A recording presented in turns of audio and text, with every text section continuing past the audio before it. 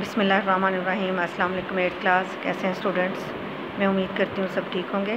بیٹے ہم پڑھ رہے تھے پنچایت کا ہم نے ریڈنگ کی اور اس کے بعد آپ نے اس کا خلاصہ لکھا، ٹھیک ہے۔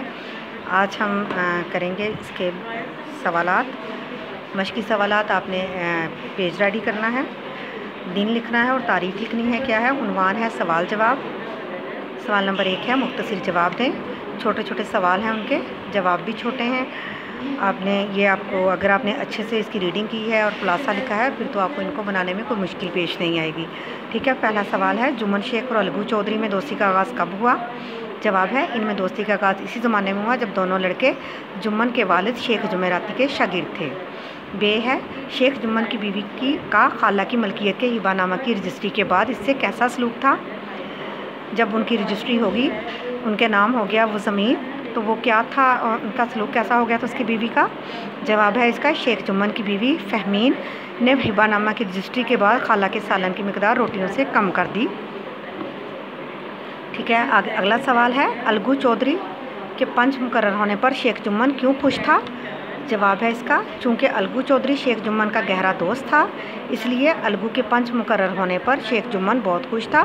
اس کا خیال تھا کہ الگو اس کے حق میں فیصلہ کرے گا، ٹھیک ہے۔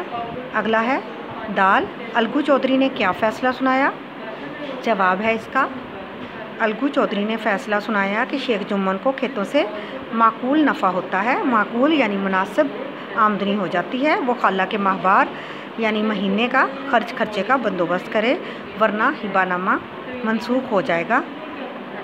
یعنی وہ اس کا دوست تھا، اس کو یقین تھا یہ میرے خلاف نہیں جائے گا، لیکن اس نے حق کا ساتھ دیا۔ اس نے کہا کہ اس کو معقول نفع ہوتا ہے اور اس کو دینا چاہیے خالہ کو ماہوار خرچہ۔ اگلا سوال ہے الگو چودھری کا فیصلہ سن کر شیخ جمن کا رد عمل کیا تھا؟ یعنی شیخ جمن کو کیا لگا دیکھ کے الگو چودھری نے جو اس طرح کا فیصلہ سنایا؟ جواب ہے اس کا فیصلہ سن کر جمن سناٹے میں آ گیا، یعنی ایک دم خاموش ہو گیا کہ یہ کیا ہوا کہ میرے دوست نے میرے خلاف فیصلہ دے دیا، اور احباب سے کہنے لگا بھائی، احباب یعنی باقی لوگوں سے کہنے لگا بھائی اس زمانے میں دوستی یہی ہے کہ جو اپنوں پر بھروسہ کرے اس کی گردن پر چھری پھیری جائے، کہ مجھے اپنے دوست پر بھروسہ تھا لیکن اس نے تو میری گردن پر چھری پھیر دی، اس نے تو میرے خلاف ہی فیصلہ دے دیا، ٹھیک ہے۔ آپ نے ان سوالات کو اچھے سے یاد کرنا ہے، یاد کر کے پھر اس کو آپ نے اپنی کاپیز پہ لکھنا ہے، ان کے آنسرز آپ نے پھر دینے ہیں، پہلے ان کو یاد کرنا ہے اور خلاصہ بھی یاد کرنا ہے اور یہ سوالات بھی یاد کرنے ہیں، ٹھیک ہے۔ اور انشاءاللہ نیکسٹ ڈے جو ہے باقی کی ریڈنگ کریں گے۔ اوکے جی، اللہ حافظ۔